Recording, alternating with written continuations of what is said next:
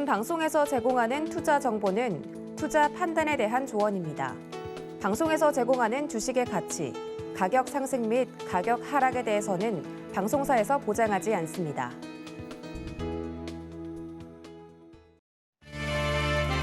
여러분 안녕하십니까? 마감인바 60분의 승부 최슬기입니다. 오늘도 시장의 방향키는 이 원달러 환율이 쥐고 있는 기분인데요. 원달러 환율이 한때 1,399원까지 올라서 외국인 자금 이탈과 함께 이 시장 전반에 하락세가 짙게 들이우고 있습니다. 반면 환율 효과에 힘입어서 수출이 기대되는 자동차 등 일부 종목들만 강세를 보여주고 있습니다. 자, 한 주를 마무리하게 되는 금요일장. 오늘도 장 마감까지 마감인바 60분의 승부와 함께 하시면서 마지막 승부 걸어보시길 바랍니다. 마감인바 60분의 승부 생방송은 지금 유튜브로도 함께 하실 수 있습니다. 유튜브에서 서울경제TV 검색하신 후에 실시간 스트리밍 방송으로 함께 해주세요. 참고로 본 방송에서 제공해드리는 정보는 투자 판단에 대한 조언일 뿐 해당 주식의 가치와 수익률을 보장하진 않습니다. 또 서울경제TV, 서울경제신문은 당사의 브랜드입니다. 서울경제증권TV와 서울경제TV 손실복구팀과는 무관하며 이외 유사 상호명에도 주의하시길 바랍니다. 마감인방 60분의 승부 본격적으로 시작해 보겠습니다. 오늘 시장의 가장 뜨거운 이슈 분석으로 시작해 볼 텐데요. 자, 이 이름이 이렇게 오래도록 저희의 입에 오르내리게 될 줄 몰랐습니다. 태풍 흰남노의 이 피해 영향으로 포스코 포항제철소가 아직까지도 좀 힘든 시간을 보내고 있는데요. 철강 관련주들은 오히려 상승폭을 키우고 있습니다. 이 철판 가격 상승이 전망되고 있기 때문인데 이에 따른 영향들 같이 좀 짚어보도록 하겠습니다. 지금 스튜디오에 글로벌 파트너스 이성웅 이사님 모셨습니다. 이사님 어서 오세요. 네, 안녕하세요. 네. 포스코 아직도 이 피해를 복구하는 데까지 시간이 좀 걸릴 거라고 하는데요. 네. 생산의 일부 차질 좀 예상이 되고 있습니다. 아무래도 이 철강 가격 상승이 좀 기대되는 부분들도 있기는 한데 오늘장 강세를 보이고 있는 이 관련주들 주가 흐름 좀 먼저 짚어주시죠.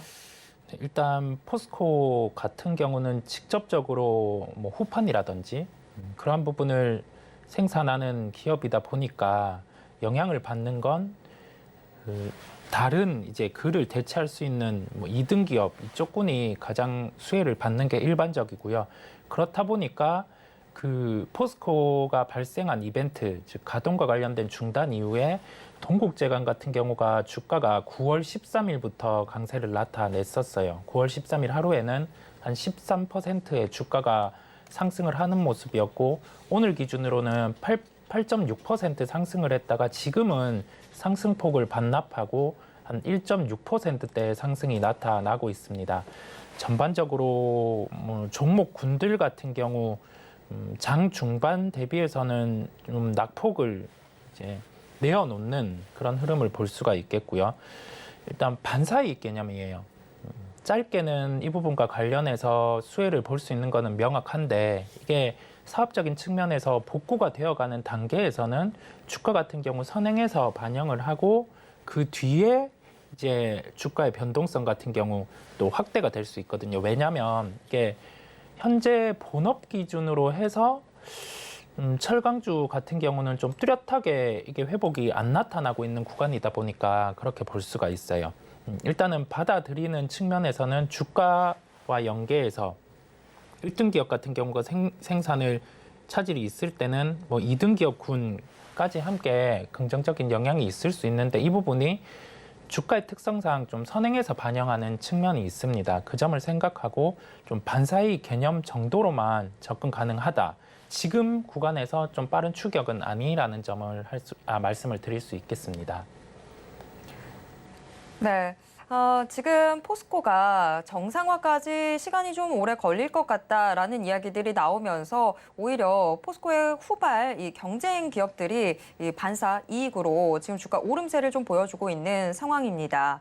자, 이게 그러면 저희는 일시적인 현상으로 좀 접근을 해봐야 되는 건지 아니면 하반기에도 약간의 더 추가 상승을 기대해 볼 수 있는 건지 이 부분 좀 궁금해지는데요.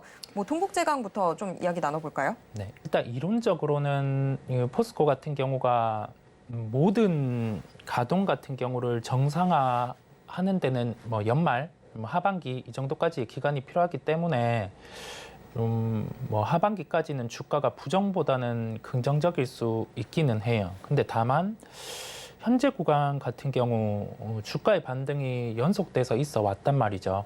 그런 경우에는 이 주가의 그 반영, 그다음에 지금 포스코가 겪고 있는 난항, 그다음에 이 부분에서 가동이 이루어지는 부분의 가동률까지 감안을 해보면 좀 미리 반영이 되어 있는 구간이라고 볼 수가 있겠습니다. 그러면 여기에서 주가로 또 생각을 해볼 수 있잖아요.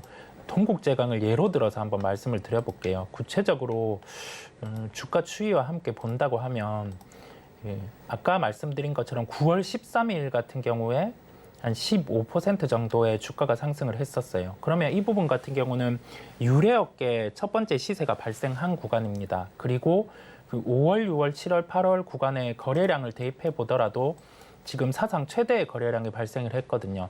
이러한 구간 같은 경우는 그 가격적으로 먼저 살펴볼 필요가 있는데 고가가 15.56% 상승을 했었습니다.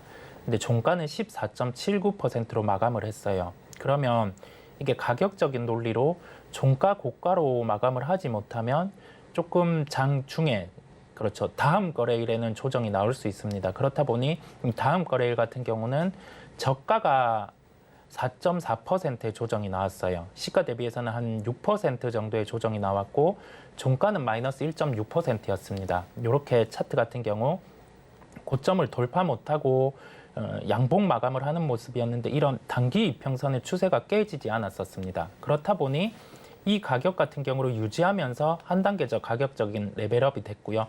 요 구간이 왜 조정이 나왔냐면 일반적으로 우리가 그 산업에 대한 체력이 뒷받침되는 기업 같은 경우는 200일선이라든지 아니면 121선 중기의 추세를 안착을 하고 레벨업이 될 수 있어요. 다만 그 철강주 전반적인 철강 업종 같은 경우는 아직 좀 산업의 회복이 이루어지지 않음에 따라서 이런 식의 조정이 나올 수 있고 만약에 이런 주가 같은 경우가 이제 다음 주에 도래를 했을 때 한 14,500원 이 구간을 훼손을 한다고 하면은 좀 단기적인 추세는 가격적으로 마무리됐다 볼 수 있어요. 이렇게 가격까지 연결 드려서 말씀드린 이유가 뭐냐면 이론적으로는 연말까지 이 가동의 난항, 즉 포스코의 가동의 난항을 겪으면서 반사 이익을 볼 수 있는 동국제강 이미 명확하기는 한데 실제 주가의 흐름 같은 경우는 선반영을 해서 이렇게 상승을 했고 이제는 차익 실현이 나타날 수 있는 구간까지 왔단 말이죠. 즉 이제 이론적인 측면과 실제 주가의 흐름까지 연결해서 바라볼 필요가 있겠습니다. 또 그 선반영이 발목을 잡게 되네요. 뭐 일단 포스코로 인해서 반사 수혜라는 부분 자체는 좀 명확하긴 한데 이 주가 조정은 피하기가 힘들어 보입니다. 그런데 이 지금 철강주에 대해서 우려 섞인 시선도 또 존재를 하고 있는 게 아무래도 포스코가 지금 정상적으로 운영이 되지 못하는 상황이다 보니까 실적 이야기를 하게 될 수밖에 없는 것 같아요. 네. 게다가 지금 정부에서는 온실가스 감축 목표를 분명히 지금 좀 하고 있는데 네. 철강 산업 같은 경우에도 굉장히 많은 온실가스 문제가 또 있잖아요. 네. 그렇기 때문에 3분기 철강주 실적 부분들 좀 걱정이 되는데 이사님은 어떻게 보시나요? 일단 원자재 가격 같은 경우에 상승을 했던 구간이 3분기에는 반영이 되다 보니까 그리고 이 실적의 반영을 바로미터로 볼 수 있는 게 이 전방 산업이에요. 철강 같은 경우는 뭐 조선업이라든지 아니면 자동차 더 크게는 중국의 경기 같은 경우가 좀 살아야지 매출 그다음에 이익이 함께 증대가 될 수 있는데 가깝게 연관된 산업들은 좋기는 해요. 뭐 자동차라든지 아니면 조선업 쪽은 좋기는 한데 중국의 경기 같은 경우에 지표가 아직 좀 뚜렷한 회복을 나타나지 못하고 있고 되려 좀 코로나로 인해서 봉쇄까지 한 그 구간을 3분기 실적에는 반영을 하게 된단 말이죠. 그러면 여기에서 생각을 해볼 수 있는 거는 이 원자재 가격이 상승했던 부분이 이 3분기 실적에 반영되니까 비용은 예년보다 더 클 수 있고 그다음에 그 산업군과 관련해서 조선이라든지 그다음에 자동차는 좋았지만은 크게는 지금 중국의 경기가 살아나지 못하는 입장이다 보니까 3분기 실적 같은 경우는 좀 좋지 않을 수 있는 점을 염두에 둬야 될 것 같아요. 그럼 실적과 연결해서 우리가 한 가지 더 생각해 볼 점은 지금 뭐 포스코 홀딩스라든지 뭐 동국제강, 현대제철 이러한 기업의 주가 위치는 과연 실적 그 체력에 대입해서 좀 적정한지 아니면은 좀 더 하락을 해야 되는 그러한 이슈가 있는지까지 생각을 해 본다고 하면은 대표적인 1등 기업인 포스코 같은 경우가 이번에 그 이슈로 인해서 좀 적정한 체력보다는 주가가 좀 과하게 하락을 했어요. 그럼 여기에서 생각을 해 볼 수 있는 거죠. 포스코의 가동 이슈로 인해서 일단 포스코의 주가 조정은 나오고 그다음에 그 수혜를 볼 수 있는 기업 동국제강이라든지 현대제철, 특히 동국제강이 대표적으로 이 직격 레버리지, 소위 말해서 이익이 클 수 있는 포션이 더 크다 보니까 주가는 강하게 상승을 했는데 지금 구간부터는 이제 고민이 되는 거죠. 왜냐하면 포스코는 가지고 있는 그 체력 대비해서 이번에 이슈로 주가는 하락을 했고 그러면 이게 그 가동에 대한 부분, 실적이 빠지는 부분까지 감안을 해서 주가는 더 빠져 있기 때문에 되려 역으로 생각해서 포스코 홀딩스에 대한 매수 기회를 삼는 것도 하나의 방법이라고 할 수가 있겠어요. 즉, 자, 3분기 실적이 좋지 않습니다. 그 3분기 실적이 좋지 않으면 산업에 대해서 지금 주가에 반영돼 있는지 먼저 생각을 해볼 필요가 있겠어요. 그런데 이 실적의 구성을 보면 동국제강 같은 경우는 반사이익으로 조금 부정적인 실적임에도 불구하고 주가는 강했고 근데 포스코 같은 경우는 부정적인 실적과 함께 이 짧은 이슈로 인해서 주가는 더욱 조정이 나왔단 말이죠. 그러면 여기에서는 3분기 실적에 대해서 이미 주가에 반영돼 있고 더 부정적인 요소가 주가의 투영이 돼서 조정이 나온 포스코 홀딩스에 대해서도 관심을 가지고 살펴봐야 된다라는 결론이겠습니다. 네. 자, 철강주 일단 실적이 좀 우려된다라고 생각을 했었는데 철강주 좀 볼 때 중국의 경기 회복이 우선돼야 된다라는 답변을 해주셨습니다. 그런데 이사님, 오늘 오전에 중국의 이 실물 경기 지표들이 좀 발표가 됐는데 소매 판매나 산업 생산이나 이 고정자산 투자나 모두 예상치를 뛰어넘는 결과를 내놨습니다. 네네. 그러면 철강주 좀 청신호가 켜졌다라고 봐도 되는 겁니까? 이 지표 같은 경우가 그냥 나쁘지 않았다 정도로 해석이 가능해요. 이게 경기가 좋은 단계에서 지표가 잘 나왔다 이게 아니라 예상치가 그만큼 낮아져 있는 단계다 보니까 그냥 이 정도 최악의 상황 같은 경우보다 조금은 나은 단계다라고 볼 수가 있겠어요. 그렇게 해석을 한다고 하면은 경기 같은 경우에서 바로미터가 될 수 있는 특히 중국의 영향을 받는 화학주 같은 경우가 반등이 나왔어야 되거든요. 실제 중국의 데이터가 아주 좋았다고 하면은 근데 시장에서 그런 현상은 나타나지 않고 있습니다. 되려 뭐 전반적으로 업종 전체다가 조정이 나오는 모습이 오늘은 좀 연출이 되는 걸 확인할 수 있었거든요. 즉 여기에서 알 수 있는 점은 뭐냐면 첫 번째로 중국의 지표 같은 경우는 낮아진 기대치보다 조금 높게 나온 그 정도 수준이라고 생각할 수 있겠고 두 번째로 그러면 산업과 연결해서 화학, 철강 이쪽과 함께 생각을 해보면 그러한 데이터로 인해서 철강주와 뭐 화학 이쪽이 다시금 주가가 턴을 해서 반등이 강하게 나온다라고 하기에는 무리수가 있습니다. 그러면 더 확장해서 한번 생각을 해볼게요. 그러면 철강주 같은 경우는 언제 상승이 가능하냐? 중국 같은 경우가 지금 과거의 경기 부양 같은 경우는 인프라 투자죠. 인프라 투자라는 명목하에 뭐 토목이라든지 건설 쪽을 중점으로 해왔어요. 그러면 우리나라 같은 경우 지금 주가가 빠져 있는 철강주라든지 이쪽의 주가가 강하게 상승을 할 수 있는데 지금의 중국의 인프라 투자 같은 경우 언급한 부분에 포지션이 큰 걸 보면 이제 플랫폼 쪽, 그다음 디지털 이쪽이란 말이죠.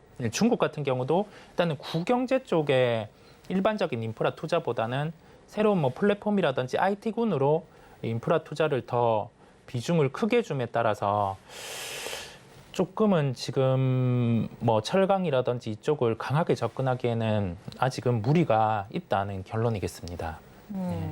네, 좀 실물 지표들이 잘 나와서 오히려 이게 좀 보탬이 되지 않을까 싶었는데 지금 이 정도 수준으로는 부족하고 조금 더 많이 개선된 모습을 보여줘야 된다. 이렇게 정리를 해볼 수 있겠습니다. 네네.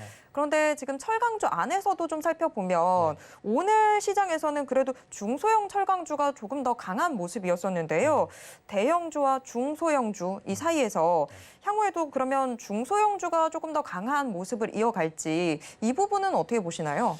중소형주는 주가 시세로는 확실히 좋아요. 근데 시청하고 계시는 분들 같은 경우가 감안을 해야 될 게 베타, 즉 변동성이 큰 종목이고 테마로 엮여서 강하게 상승하는 종목들 같은 경우는 우리가 하루에도 시세가 뭐 10%도 쉽게 왔다 갔다 해요. 즉 아주 그 운과 아니면 실력까지 바탕이 돼서 완벽한 저가 매수가 이루어지지 않으면은 좀 반대로 손실을 볼 가능성이 크단 말이거든요. 그렇다 보니 물론 중소형주 같은 경우에 탄력이 오늘 또 좋았고 뭐 종가로 갈수록 주가 같은 경우 흐름이 중소형주가 더 강하기는 해요.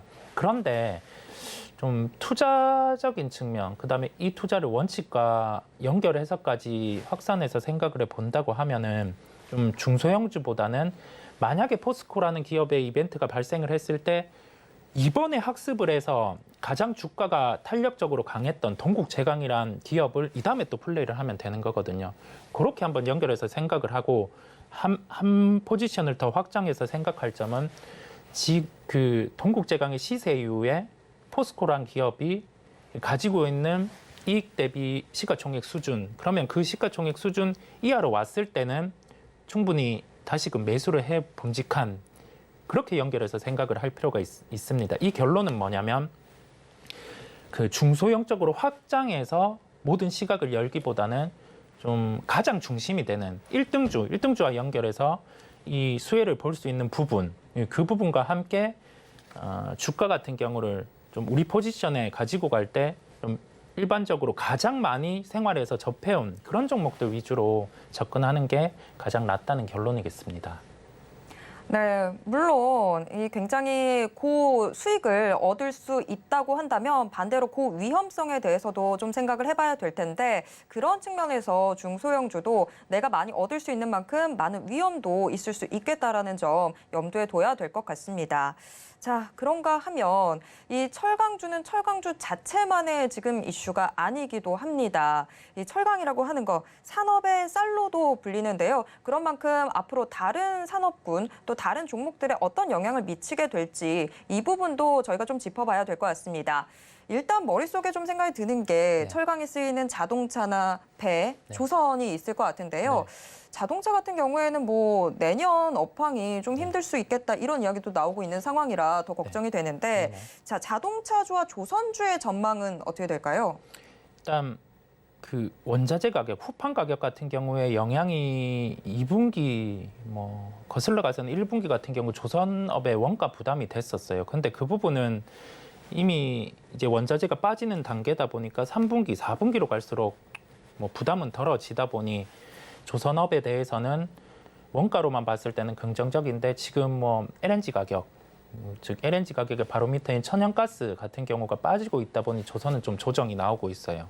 근데 자동차 같은 경우는 좀 다르단 말이죠. 왜냐하면 이 철강의 원재료 가격이 빠지고 여기에다가 월별로 데이터를 볼 수 있는데 이 데이터 같은 경우가 실제 잘 나오고 있단 말이죠. 이 데이터를 잘 나오고 있다라고 비교할 수 있는 점은 뭐 이게 전월 대비 아니면 작년 대비 몇 퍼센트 증가했다 이게 중요한 게 아니라 전체 데이터가 먼저 나요. 글로벌 자동차 판매량이 나오고 여기에 대입해서 현대기아차 같은 경우가 어느 정도 팔았는지 그 정도를 대입해 보면 되거든요. 근데 전월의 데이터 자체도 좋았습니다. 그러면 우리가 여기에서 생각을 할 수 있는 거죠.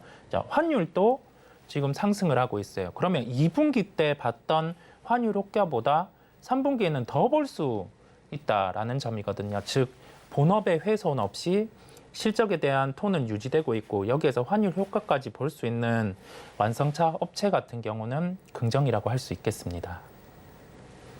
네, 완성차 업체들 좀 걱정이 되고 있었던 부분이기도 했었는데 그래도 이미 좀 많은 악재들을 주가에 선반영했다라는 측면에서 좀 이 파고를 쉽게 넘어갈 수 있지 않을까 기대를 좀 해보도록 하겠습니다. 자, 지금 포스코 정상화까지 시간이 좀 걸릴 것으로 예상이 되고 있는데 이에 따른 이 다른 영향들 저희가 같이 좀 짚어봤습니다. 지금까지 글로원 파트너스 이성웅 이사와 함께 이야기 나눴습니다. 이사님 고맙습니다. 네, 감사합니다.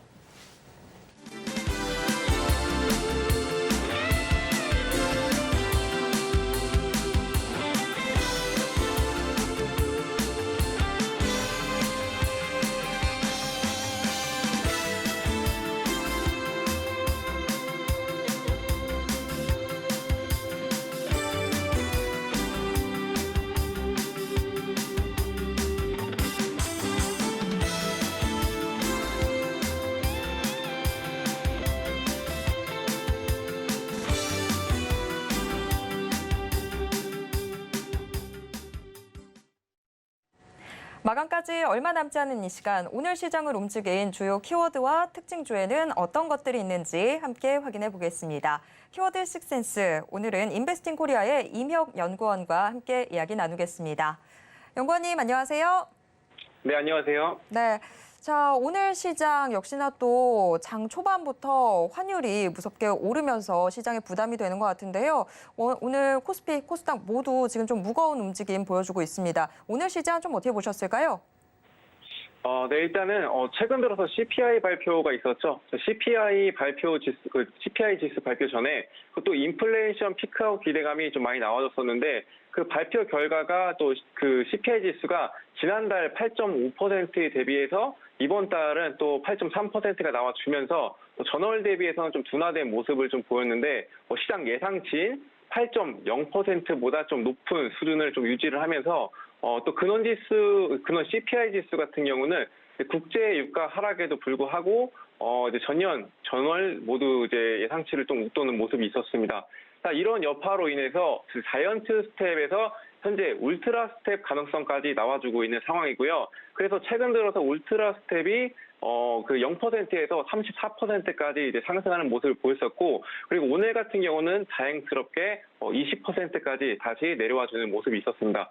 그 자이언트 스텝 가능성이 이제 80%로 이제 높아졌다고 이제 보시면 됐고요. 그 CPI 결과 이제 발표가 결과 발표 그 여파가 좀 지속이 되면서 3분기 미국 기업들의 이제 3분기 실적이 전망 그 하락이 하락을 좀 예상을 하면서 또 고용 지표가 또 오늘 호조를 좀 보였었는데 그 호조를 보이면 원래 호재로 좀 작용을 해줘야 되는데도 이제 요즘 들어서 이제 통화 정책에 대한 이제 불확실성 때문에 이제 고강도 긴축 우려로 이제 국채 금리가 또 타격을 받았습니다.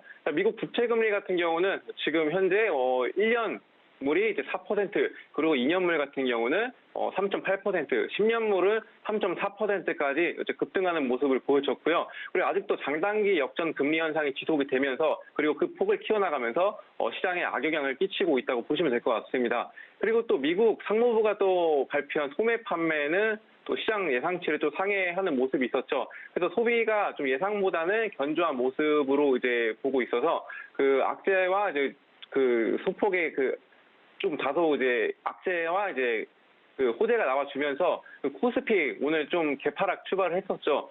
그 이후에 이제 양시장 모두 이제 시가 부근에서 좀 혼조세를 보이다가 현재는 또 낙폭을 키워가면서 코스피, 코스닥 양 그 시장 모두 다 1% 이상씩 하락하는 모습을 보이고 있습니다. 그 이후로는 이제 다음 주에 있을 FOMC 그 회의로 또 관망세가 좀 짙어지고 있다라고도 해석할 수가 있겠고요. 또 말씀드렸듯이 원달러 환율이 원달러 환율이 1,400원까지 정말 올라갈 수 있다는 이제 가시화가 되는 모습이 나오면서 외국인들이 또 이탈을 하고 있다라고 이제 해석을 하고 있으면 되겠습니다. 그래서 가장 큰 이유가 이제 달러의 강세 그리고 원달러 환율이 이제 1,400원대 이제 부근에 머물러면서 이제 시장이 악화되고 있다고 보시면 될 것 같고요. 그래서 시장이 나아지려면은 일단 에너지 가격이 하락을 좀 해야 되는데 그 에너지 가격이 하락을 하게 되면은 물가가 안정이 되면서 이제 그런 모습들을 기대할 수 있기 때문에 일단 현재 저희 시장은 관망하면서 좀 FOMC 그 회의 전에 이제 관망을 하면서 좀 대응을 하시는 게 좋겠습니다. 네, 다음 주 미국의 FOMC 회의를 앞둔 상태에서 시장의 긴장감 더욱더 높아지고 있습니다. 이제는 뭐 경제 지표가 잘 나온다고 해도 그게 마냥 기쁜 게 아니라 오히려 이게 긴축 가능성을 더 높이지 않나 해서 걱정이 되고 있는 상황입니다. 자, 오늘 시장 한마디 먼저 좀 들어봤고요. 그러면 오늘 시장을 움직인 주요 키워드에는 어떤 것들이 있는지 화면을 통해서 확인해 보겠습니다. 6개의 키워드 확인해 보도록 하겠습니다. 여행주에 대한 시장의 관심 계속해서 커지고 있습니다.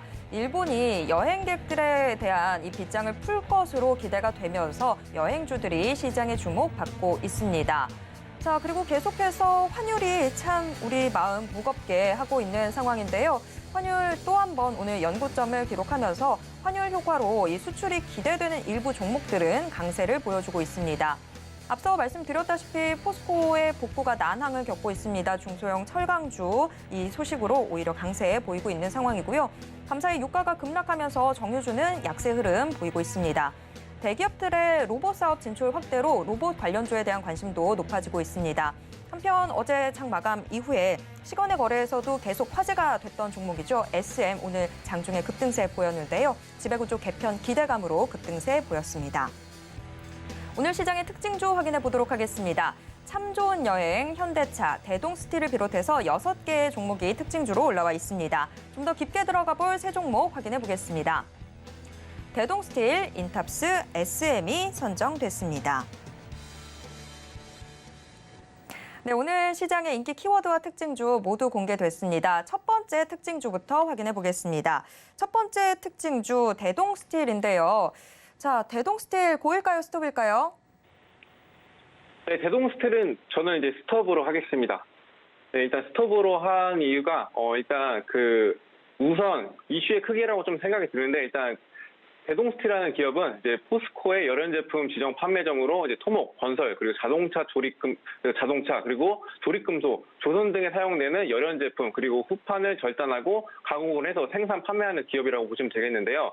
일단 포스코 포항 제철소가 일단 이번에 나온 이제 태풍 흰남노로 이제 침수 피해가 입으면서 이제 철강 가격이 좀 오를 거라는 기대감으로 좀 강세를 보였습니다.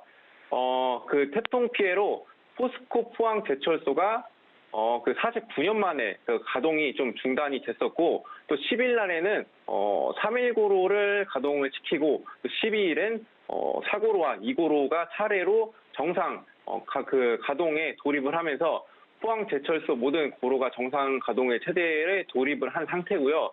또 가장 큰 피해를 입은 아변 라인은 이제 복구 작업이 이제 진행 중으로 최소 6개월, 6개월 이상 소요될 것으로 좀 예상이 되고 있습니다. 그래서 철강 업종들이 이제 강세를 보였다고 할 수 있겠는데요. 하지만 저는 이 소식은 단발성으로 좀 보고 있고 이 피해로 철근 가격이 오를 수는 있겠으나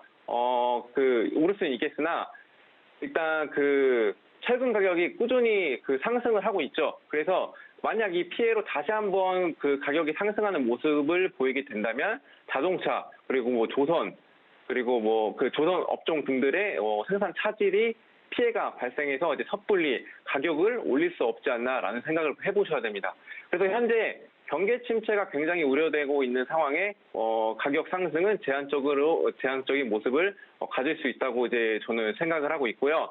그래서 이제 매출액에 대해서 이제 재무제표 상으로 이제 피해가 나와줄 것으로 예상돼서 저는 이 종목을 이제 스탑으로 하겠습니다. 그리고 또 재무제표 상으로는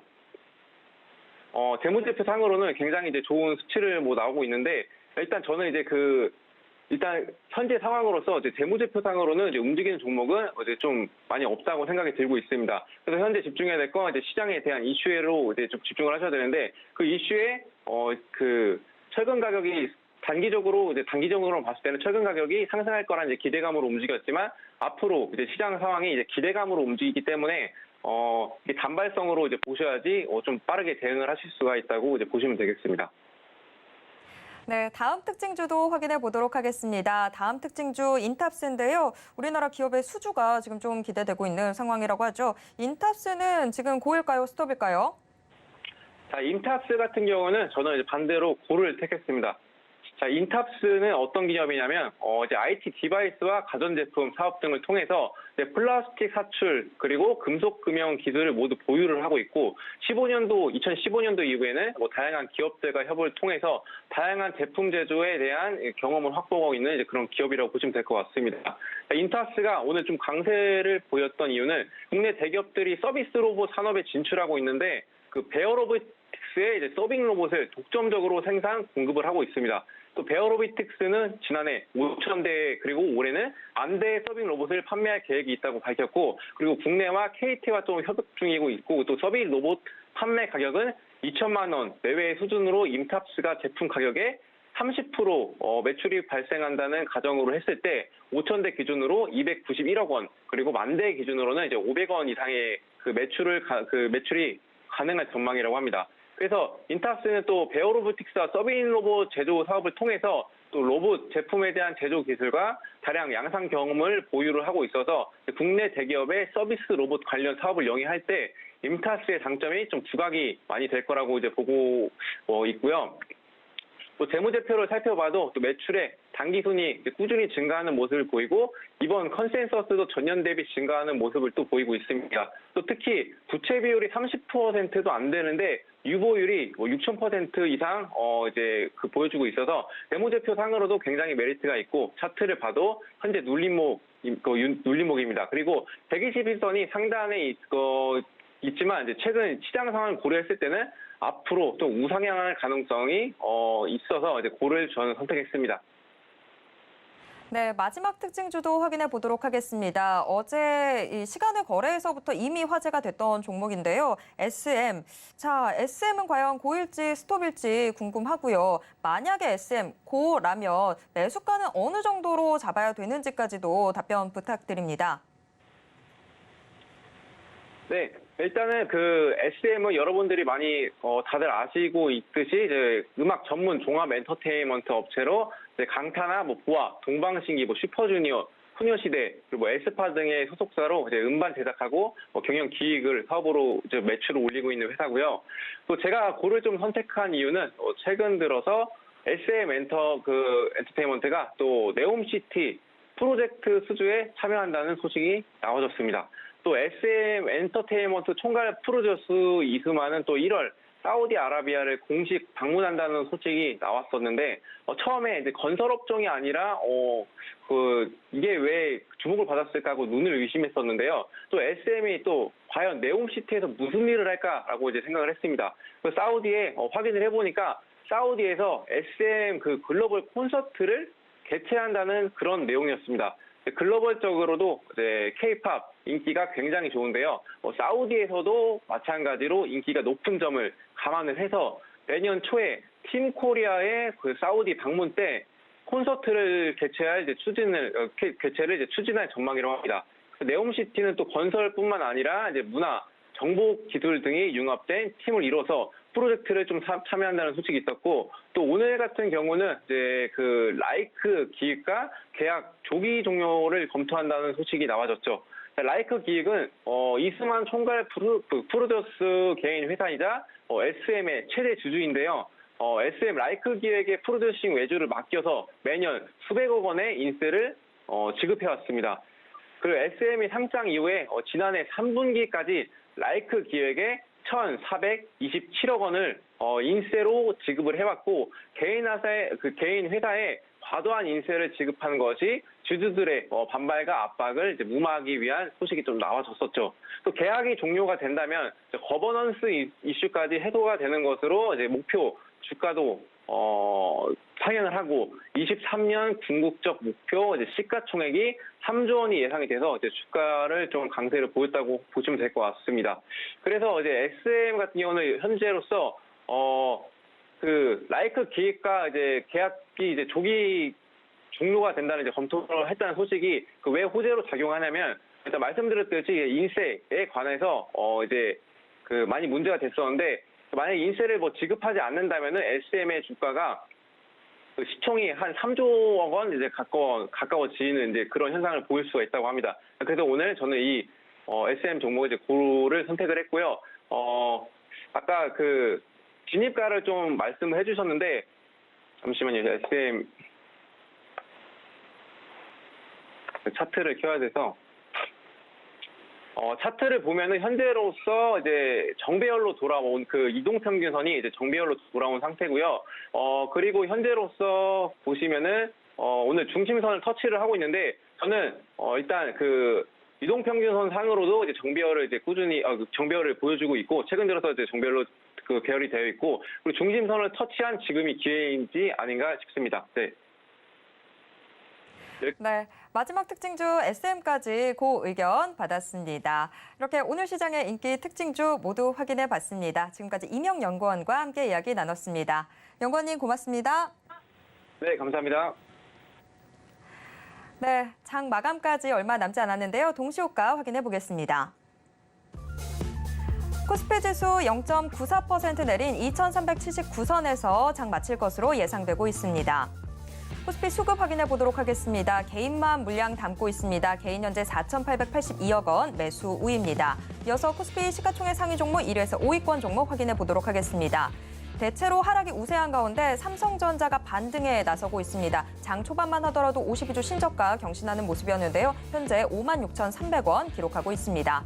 이어서 코스닥 시장 확인해 보도록 하겠습니다. 코스닥 1.44% 하락한 770선에서 장 마칠 것으로 예상되고 있습니다. 코스닥 수급 확인해 보도록 하겠습니다. 코스피와 비슷한 모습인데요. 개인만 물량 담고 있습니다. 개인 현재 1,556억 원 매수 우입니다. 이어서 코스닥 시가총액 상위 종목 1위에서 5위권 종목들 확인해 보겠습니다. 오늘 코스닥 시장 지금 대체로 하락세가 더 짙은 상황인데요. 1위에서 5위권 종목 모두 파랗게 물들어 있습니다. 셀트리온 헬스케어 2%대 하락세 보여주고 있고 에코프로비엠과 LNF, 2차전지 소재 대형주들도 오늘 무거운 움직임입니다. 특히 에코프로비엠 3%대 하락하면서 10만 원 선 간신히 턱걸이하고 있습니다. HLB도 1%대 약세입니다.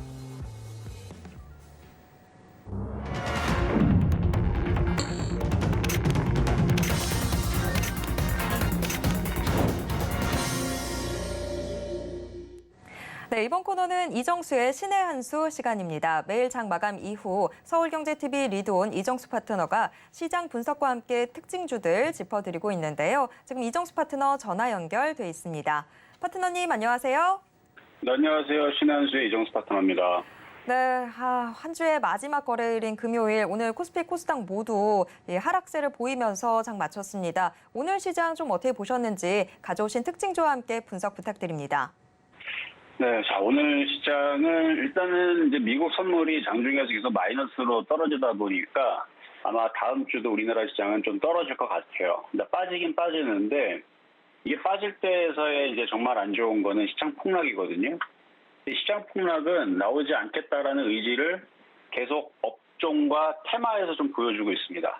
이게 무슨 얘기냐면 미국 선물의 지금 흐름을 봐서는 FOMC까지 딱히 호재도 없고 그래서 미국 시장은 나스닥 기준으로 이쪽으로 흘러내리겠죠. 그래서 11,000과 1,500을 두고 하방 경직을 또 보여주는 뭔가 또 싸움으로 또 내려갈 것 같은 그런 분위기로 지금 흔들리려고 나스닥 선물이 일단은 장중에 계속 약세를 보여주고 있으니까 여기서 더 떨어지면 저점이 깨지는 거거든요. 지금 현재 실시간으로도 나스닥 지수는 마이너스 0.86을 기록하고 있으니까 뭐 장중에 뭐 1% 정도만 떨어져도 저점이 깨지는 거죠. 다우존스도 마찬가지입니다. 저점이 지금 이미 살짝 깨져 있는 상황인 것처럼 보이죠? 깨져 있는 상황인데 이것도 깨지면은 밑에 3만 자리를 두고 근데 이제 우리가 걱정하는 건 나스닥과 다우가 저점을 일단은 다음 주에 그러니까 오늘 저녁에도 깨고 다음 주도 깨고 내려갈 것 같은 느낌으로 지금 가고 있는데 올라갈 일이 없으니까요. 그러면 다음 주 22일 FOMC를 맞춰가지고 계속 내려간다라 그러면 이제 3만을 깰 거냐 말 거냐 이제 이 싸움으로 가면서 3만이 만약 깨지게 되면 2,900, 29,000, 28,000, 25,000 혹은 2만까지도 내려볼 수도 있고 나스닥도 이 1,500이 깨지면은 9,000, 8,000, 7,000, 6,000, 5,000 또 내려갈지도 모르는 공포감이 쌓이기 때문에 지금 벌써 이렇게 움직였으면 벌써 우리나라 시장에서는 어마어마한 매도 물량이 출회가 되면서 전 종목이 급락세를 펼쳐줘야 되는데 그렇지가 않다는 거예요. 그렇지 않다는 것은 이 저점을 지지를 해놓고 떨어지더라도 제한적인 하락으로 만들어 놓고 돌리려고 하기 위해서 우리나라에 있는 종목들이 특히 외국인들이 많이 산 것들이 있죠. 뭐 LG 화학, LG 에너지 솔루션이라든지 뭐 지금 철강주도 오늘 동국산업부터 동국제강 이런 애들, 그다음에 풍력주 동국산업부터 동구 SNC 뭐 빠지지 않고 잘 강하게 잘 버티고 있고, 오히려 테마주들은 뭐 애플페이 관련주 어제도 강하고 오늘도 일부 종목들은 강하고 대부분 떨어졌습니다. 어제 많이 올라갔던 애들. 그리고 뭐 자동차 오늘 현대차 강하고요. 뭐 이런 식으로 종목들이 이렇게 업태가 강하다면, 그리고 오늘 엔터주도 강했죠. 그리고 화장품주들도 AVCNC가 폭등을 했고 뭐 등등 뭐 장중에 무슨 뉴스 나오면은 급등하고 뉴스 나오면 급등하고 그런 흐름들이 여기저기에서 펼쳐지는 거 보면서 두산도 오늘 강했죠. 두산도 강하고 두산이 강한데 로봇 관련 이슈. 그래서 뭐 이쪽 저쪽 이슈들을 가지고 종목들이 이렇게 움직인다 그러면 이거는 시장이 흔들려도 좀 제한적인 하락에 그치지 않을까 하는 좀 생각을 했습니다. 그래서 결론적으로는 내일이 아니죠. 다음 주 월요일 날 우리나라 시장은 미국 시장이 떨어지는 거에 맞춰가지고 FOMC까지 밀리면서 떨어질 건데, 그럼 종목들도 떨어질 겁니다. 떨어지긴 할 텐데 우리가 우려하는 지수가 2000이 깨지고 1500으로 내려가고 뭐 1800 깨지고 그런 정도의 폭락세로, 그래서 지금서부터 종목들이 마이너스 30% 50%를 또다시 박살나는 흐름은 아직 아니지 않나. 왜냐면 여기가 깨지면은 지금서부터 종목들이 진짜로 30% 빠지거든요. 기본 30%, 많이 빠진 애들은 지금서부터 50% 빠져요.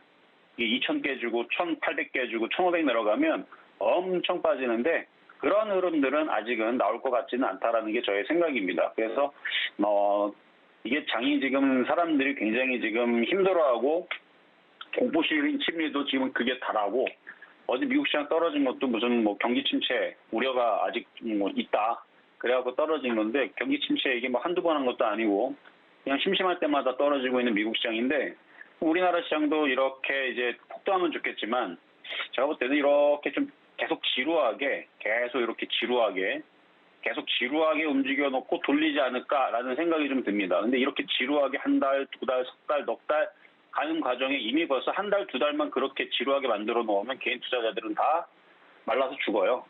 근데 일부러 그거를 노리는 것 같아요. 지금 시장은 폭락은 안 할 것 같은데 일부러 개인들이 말라 죽도록 이렇게 옆으로 행보하거나 차별화 장세로 개인 투자자만 놀리는. 오늘도 보면은 미국 선물은 좋지도 않은데 삼성전자는 플러스가 나고 있고, 그리고 일부 종목들은 또 강하네. 두산 그룹주들은 강하고, 그 다음에 여행주들도 오늘 강하고 뭐 그랬었는데, 강한 업종들은 있다. 근데 그게 개인 투자자들이 재미가 없습니다. 2,000개 중에서 올라가는 거는 한 200개 정도고 나머지 1,800개는 재미가 없기 때문에 대부분의 종목들이 하락세를 며칠 목하고 있어서, 그래서 재미가 없는 장은 맞지만 그래도 폭락장은 아닌 것 같으니까 좀 더 지켜볼 수 있는 사람들은 지켜보시고, 뭐 현금을 가지고 있는 사람들은 시장이 좀 더 확실하게 FOMC 지난 다음에 양봉이 올려치면은 그때에서 뭐 공략을 하든가 하시는 게 좋을 것 같고, 만약 손실이 많이 나 있는 종목들은 그래도 손절까지는 아직은 아니다. 손절을 할 거면 차라리 2,300이 무너지고 종목들이 나락으로 떨어질 때, 막 현대차만 하한가 가고 전 종목 다 하한가 가고 대표주도 조선, 철강, 기계 뭐 이런 애들 싹 다 하한가 가듯이 다 박살날 때, 그런 느낌으로 흔들릴 때, 그때에서 차라리 그냥 손 떼는 게 맞을 것 같고요. 지금은 아직까지는 버티는 게 맞을 것 같습니다. 이유는 업종의 대표주들이 아직은 버틴다. 테마주들도 가는 애들은 잘 갑니다. 그래서 그렇습니다. 자, 그럼 이제 종목 두 가지 한번 살펴보도록 하겠는데요. 자, 오늘의 테마주, 자, 여행주의 모두 투어입니다. 아까도 여행주들이 참 잘 가고 있는데요. 자, 여행주 모두 투어뿐만 아니라 하나 투어부터 해서 다 강해요. 얘네들은. 일단은 강한 이유는 그러니까 마스크 해제에 대한 기대감도 어느 정도는 작용을 하겠죠. 근데 이제 거기에다가 이제 10월 달서부터 일본 이제 무비자 자유여행이 허용된다라는 소식이 어젠가요? 그저께인가요? 그때서부터 얘기가 들려오면서 일주일이 안 됐던 것 같아요. 그 얘기가 들려오면서 여행주들이 좀 강하게 좀 계속 이슈를 받고 움직이는 것 같은데, 마스크의 해제에 대한 기대감도 있고, 그 다음에 뭐 무비자 여행들에 대한 뭐 앞으로의 계속 일본뿐만 아니라 다른 나라들도 계속 나올 수 있다라는 그 기대감이 잔존해 있다면 당분간에 계속 강세는 이어질 것 같아요. 모두 투어도 하나 투어도 그 외에 뭐 여행주들 뭐 많이 있죠. 여행주들 하나 투어, 롯데 관광개발, 뭐 노랑푼선, 레드캡 투어 뭐 등등 그런 종목들은 당분간 이렇게 시세를 줄 때 갖고 있는 사람들은 더 누리시면 되고 공략하려는 사람들은 조정받을 때 내지는 단타를 좀 짧게 잡아야 돼요. 손절 라인을 좀 짧게 잡고 공략을 해야지 그냥 사놓고 빠지면 냅둬야지 그러면은 물립니다. 최근에 태조 이방원이 그랬죠. 그래서 손절을 짧게 잡고 떠 있는 상태에서 손절을 짧게 잡아야 되고 바닥에 산 사람들은 상관이 없어요. 뭐 모두 투어 15,000원에 샀는데 5% 빠지면 어떻습니까? 라고 물어보면 당연히 가만히 있으면 되죠. 다시 올라갈 거면 되니까. 자, 그렇고요. 자, 두 번째로는 현대차인데요. 현대차도 지금 시장에서 맞지 않게 혼자서 강합니다. 이유는 이제 최근에 이제 IRA 보조금 지급에 대한 악재가 좀 터졌었는데요. 그게 지금 어떻게 지금 얘기가 이거를 해석을 지금 하고 있냐면 $1 환율이 지금 연고점 경신을 하다 보니까 이 수출주들이 원화 약세 효과로 충분히 상세가 가능하다라는 레포트들이 나오면서 보조금은 못 받지만 $1 환율 때문에 그것 때문에 그걸로 상쇄시키면은 괜찮을 거다라는 얘기인데 막상 가봐야 알겠지만 어쨌든 그런 얘기 뉴스들이 나오면서 강세를 보여주고 있습니다. 그리고 수급도 굉장히 좋고요. 계속 매수가 들어오죠.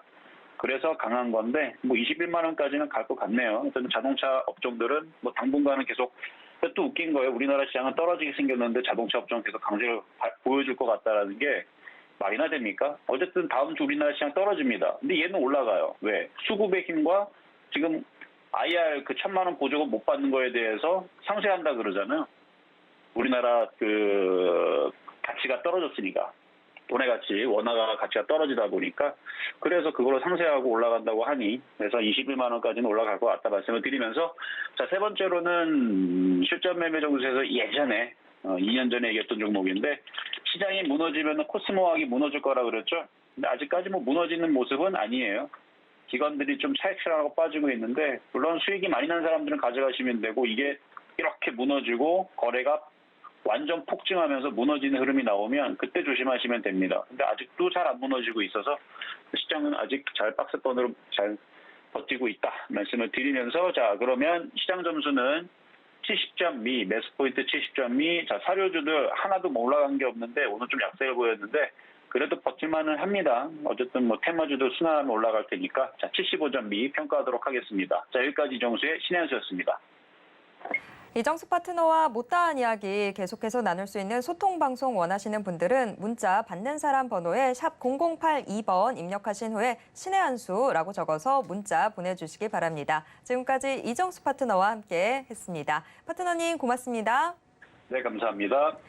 네, 마감인방 60분의 승부 1시간 동안 또 숨가쁘게 달려왔습니다. 참고로 본 방송에서 제공해드리는 정보는 투자 판단에 대한 조언일 뿐 해당 주식의 가치와 수익률을 보장하진 않습니다.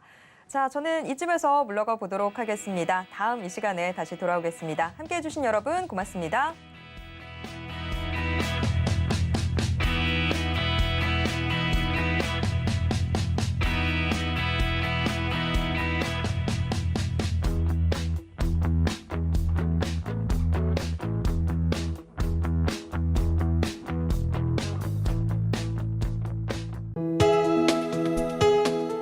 본 방송에서 제공하는 투자 정보는 투자 판단에 대한 조언입니다.